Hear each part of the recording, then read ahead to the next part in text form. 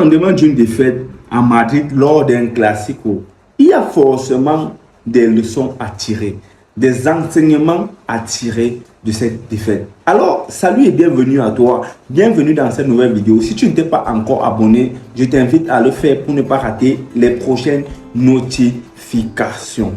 Donc, passé ceci, je vais dire, dans la vie active, lorsque tu échoues, tu dois essayer de tirer le positif de cet échec.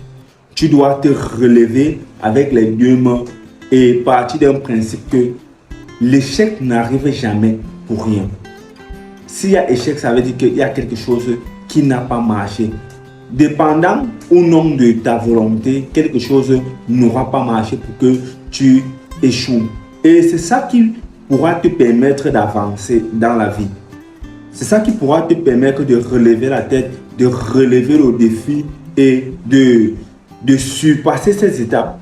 L'échec n'est bien pour personne, mais l'échec n'est pas une fatalité. Le FC Barcelone perd son 4e classico d'affilée face au Real de Madrid. Du jamais vu, de la honte. De la honte. Le Barça perd une nouvelle fois après avoir perdu un 4-1 en janvier, après avoir perdu, c'était en octobre lors du premier classico à domicile au Camp Nou, 2-1, toujours Bellingham. Il crucifie une nouvelle fois le Barça. 2 classicos d'affilée, il marque les buts de la victoire. Alors, pour cela, toi, Barcelone, tu vas t'abattre, tu dois mourir. Le club a traversé tellement d'humiliation. Le club se fait humilier tout le temps. Tu sors d'une défaite en Champions League. Alors que tu essaies de relever la tête, tu perds à nouveau. Est-ce que tu dois mourir? Non. Il y a certains enseignements. Il faut tirer des leçons et essayer de ne plus retomber dans certaines erreurs. Maintenant, qu'est-ce que ce classique nous apprend? Qu'est-ce que ce classique nous renseigne? Premièrement, le Barça n'est pas prêt psychologiquement. Psychologiquement, ça dépend de qui. Ce n'est pas seulement les joueurs. Déjà, il faut avoir un vestiaire cohérent qui a un mental fort.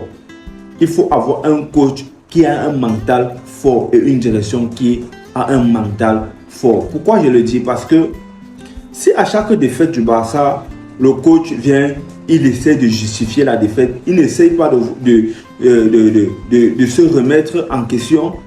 Le président vient, il essaye de jeter la pierre soit sur le coach ou bien sur des erreurs manifestes ou non.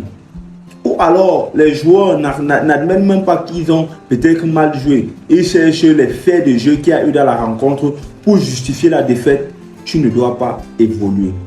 Mentalement, le Barça n'est pas prêt. Le Barça peut mener à chaque match, mais se faire remonter.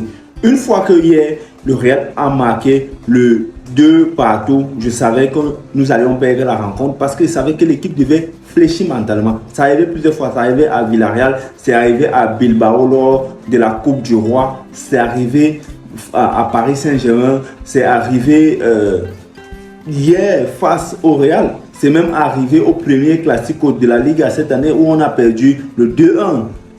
Donc ce sont des erreurs qui se répètent. L'équipe doit travailler son mental.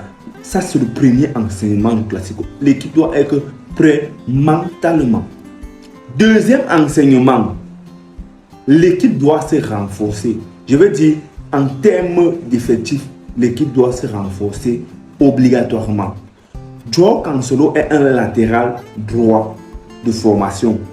Mais il est titulaire au poste de latéral gauche. C'est vrai, Baldé est blessé, mais il est titulaire et son remplaçant est un latéral droit aussi, Hector Ford, qui n'est même pas encore en équipe première, qui joue à la réserve du club. Qui est son remplaçant? Ça veut dire le club n'a pas un effectif de qualité. Si on ne peut pas, tu ne peux aller nulle part si tu joues sans latéral. On parle de ce problème depuis, mais il n'y a pas de latéral au Barça. Hier encore, lorsque Christensen est sorti, c'est vrai, on a gagné avec une présence offensive quand Fermin et Pedri sont entrés, je rappelle que De Jong est sorti sur blessure. Mais alors, on a perdu défensivement. Défensivement, il n'y avait pas ce 6 qui était là et capable de couper les actions dès leur construction. Le troisième but, vous voyez, Pedri tellement nonchalant, il ne peut pas aller. Donc, ça veut dire que notre effectif, il nous faut un vrai 6. Lorsque Christensen est sorti, si c'était un 6 de formation, de métier qui entrait, ce match ne serait pas pareil. Donc, Barcelone doit comprendre que il doit dépenser. Malgré qu'il soit dans les problèmes financiers, Barcelone doit dépenser lors du mercato. Et pour cela, il faut vendre certains joueurs.